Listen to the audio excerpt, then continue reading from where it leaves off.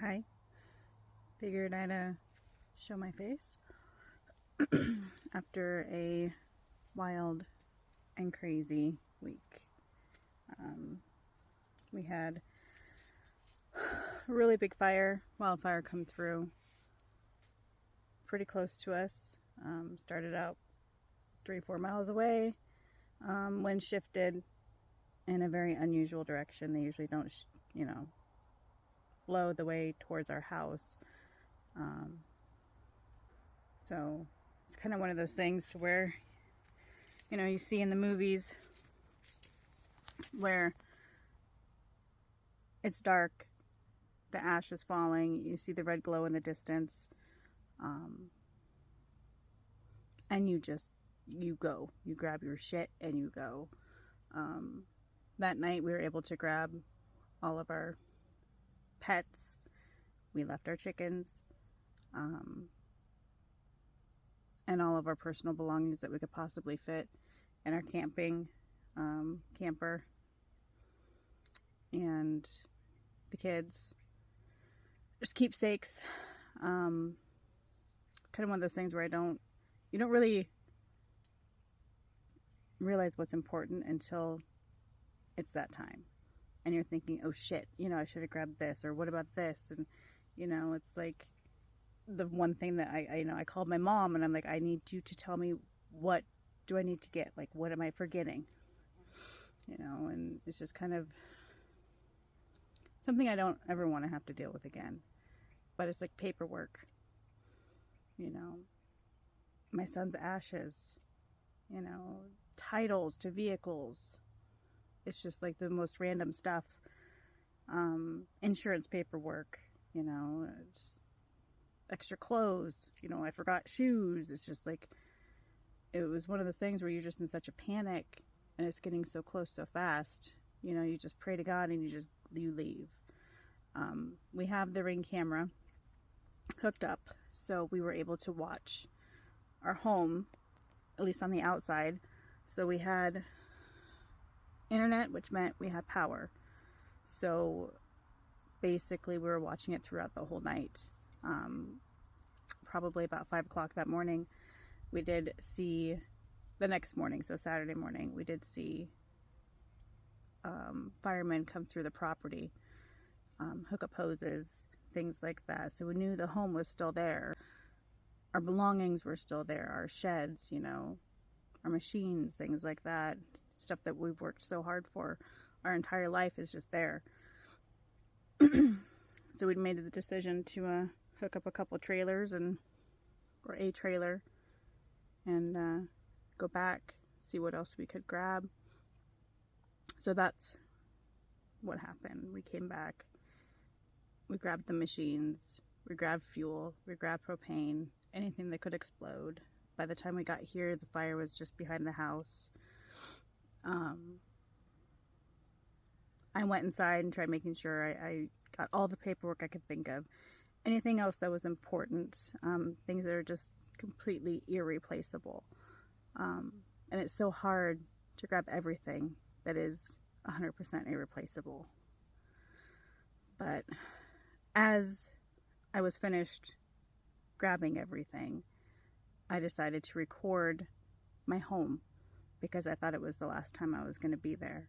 So the video was 3 or 4 minutes long total, and by the time the end of the video, I turned it on myself and it started having a panic attack, because it was rough. I did not plan on posting it for the public. It was for my personal use, just to kind of look back on and remember that moment. So no, I did not record that for TikTok. I did not record that for Facebook or whatever else platform you may see this on. So, and it's not for views. It was just to share my experience and hoping to connect with somebody else who may have gone through that. You're not alone. You never think it'll happen to you until it does. So, I didn't feel like I needed to explain myself, but in a way, when I have an unexpected amount of views on a video that I did not really plan on taking. I kind of felt like I had to say something, at least show my face, so that we're okay. You know, our home is okay.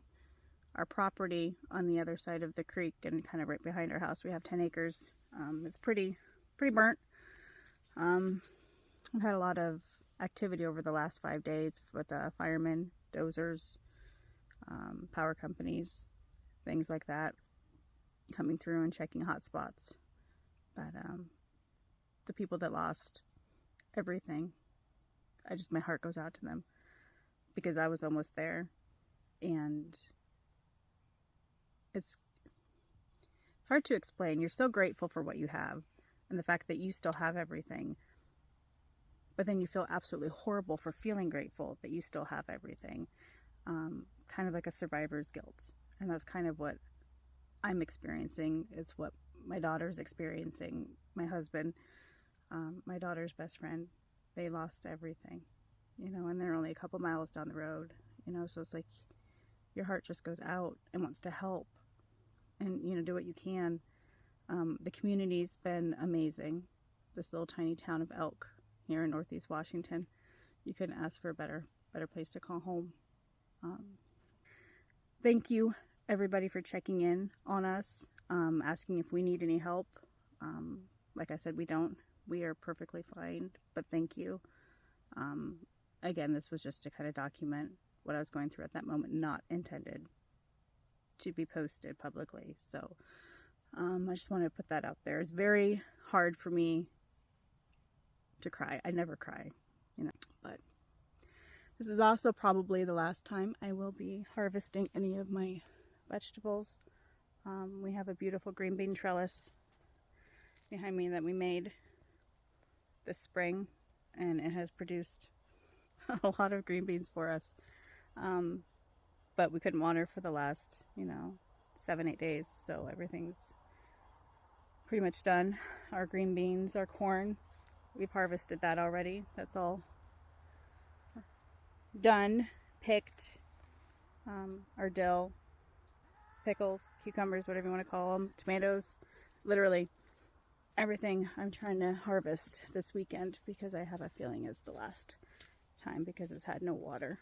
So